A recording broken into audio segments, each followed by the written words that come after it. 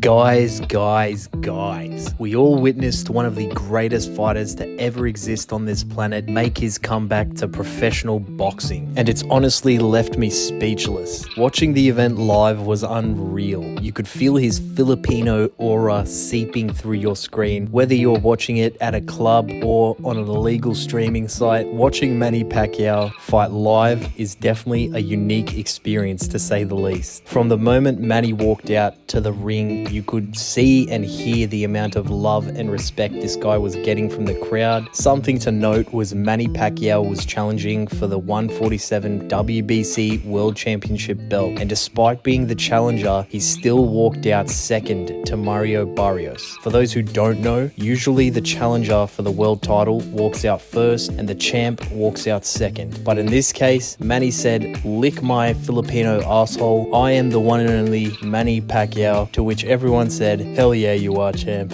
Anyway, let's break down the fight. Starting from the first bell, we saw a classic Pac-Man. Quick hands, quick feet, dipping in and out of range and finding the target pretty easy. To say he didn't look somewhat rusty would be a lie. There were moments throughout the fight where Manny would be off balance and out of position. He also didn't seem to be a fan of the body shots that Mario was landing throughout the fight. Manny kept telling Mario to keep his shots up. He was pretty much reffing it, but the actual ref didn't seem to have any issues with the shot placement. But at the same time, it didn't look like Mario was arguing against Pac-Man. It kind of looked like he had a bit too much respect for Manny, and to be honest, you can't really blame him. Like, I get it, Mario's a world champion, so he shouldn't be holding back in a title fight, but at the same time, Mario's a boxer, and I am 99.9% sure he would have grown up watching Manny. Try to put yourself in Mario's shoes. Imagine competing against your hero, except he's way out of prime and refuses to remove himself from the dangerous sport that made him. I feel like out of human nature, you would naturally hold back. That's not to excuse the performance, because I think even Mario at his best would have faced a lot of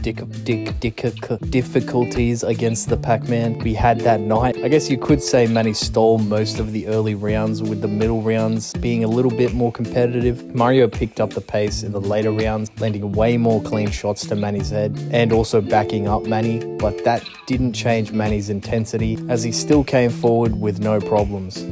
Bada bing, bada boom, 12 rounds are complete, and what was the end result? A draw. Meh.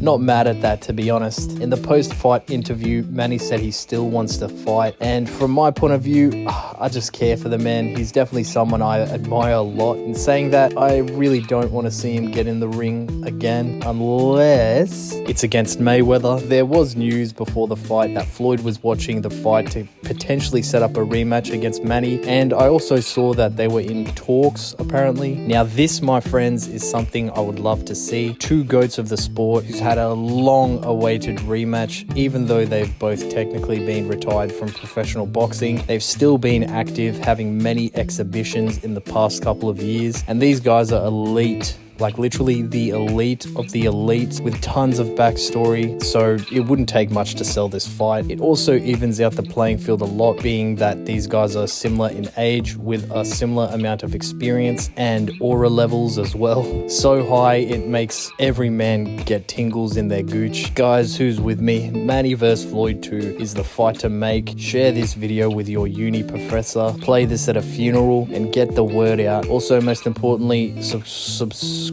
if you want Harvard level IQ boxing takes.